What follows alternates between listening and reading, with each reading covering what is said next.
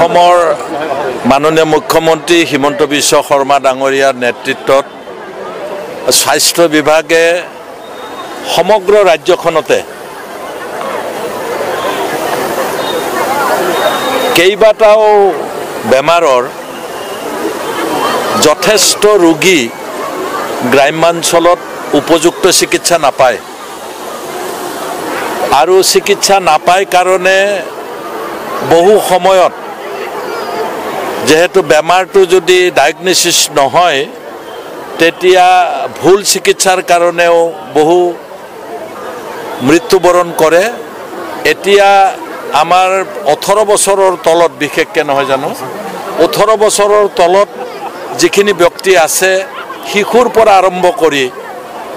জিৰোৰ পৰা আৰম্ভ কৰি 18 ইয়াৰ্ছলৈকে সেই ব্যক্তিসকলৰ যিসকল ৰোগী আছে বিভিন্ন ৰোগ 10 বিধ ৰোগ নহয় জানো 50ৰো ওপৰ যি ৰোগ আছে এই ৰোগ আইডেন্টিফাই হ'ব আৰু আইডেন্টিফাই হোৱাৰ পিছত যিসকল লোকেলি চিকিৎসা নহয় সেইবিলাক গুৱাহাটীলৈ ৰেফাৰ কৰিব। আনকি গুৱাহাটীত যদি চিকিৎসা কৰিব নোৱাৰে ৰাজ্য চৰকাৰে নিজাববীয়াকৈ খৰচ বহন কৰি ভাৰতবৰ্ষৰ যিকোনো স্পেচিয়েল হস্পিটেললৈ লৈ গৈ তেওঁলোকক চিকিৎসা কৰিব। ইতিমধ্যে আমাৰ ওদালগুৰি জিলাতো কেইবাটাও সমষ্টিত আমি ৰোগী চিনাক্তকৰণ কৰিছোঁ, তেওঁলোকে ৰেফাৰ কৰিছে আৰু আজি আমাৰ টংলা সমষ্টিত যথেষ্ট সংখ্যক আটাইতকৈ বেছি টংলা সমষ্টিত আজি ৰোগী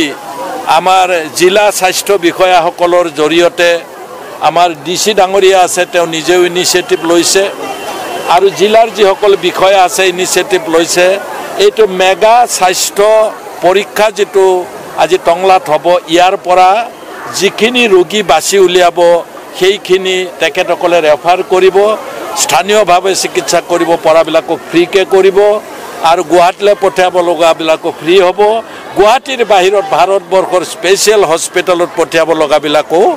ৰাজ্য চৰকাৰে খৰচ বহন কৰিব। মই খুব ভাল পাইছোঁ যে আমাৰ শিক্ষা স্বাস্থ্য এইটো এটা মূল আমাৰ অধিকাৰ আমাৰ সকলো মানুহৰ আৰু আমাৰ এই স্বাস্থ্যৰ যিটো অধিকাৰ চিকিৎসা কৰাৰ যিটো অধিকাৰ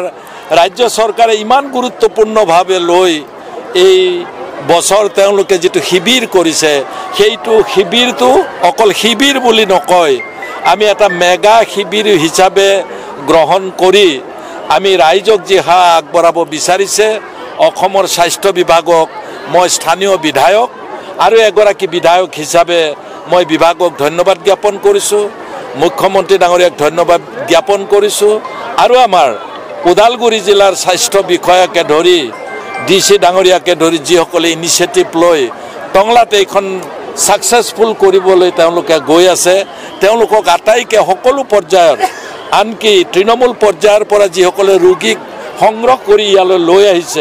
লৈ আহিবলগীয়া হৈছে আমি কাৰণ নিজাকে সকলোৱে আহিব নোৱাৰে তেওঁলোকক সেই কৰ্মীখিনিকো মই এগৰাকী বিধায়ক হিচাপে সকলোকে মই ধন্যবাদ জ্ঞাপন কৰিছোঁ আৰু এই শিবিৰটো ছাকচেছফুল হওক তাকে কামনা কৰিছোঁ।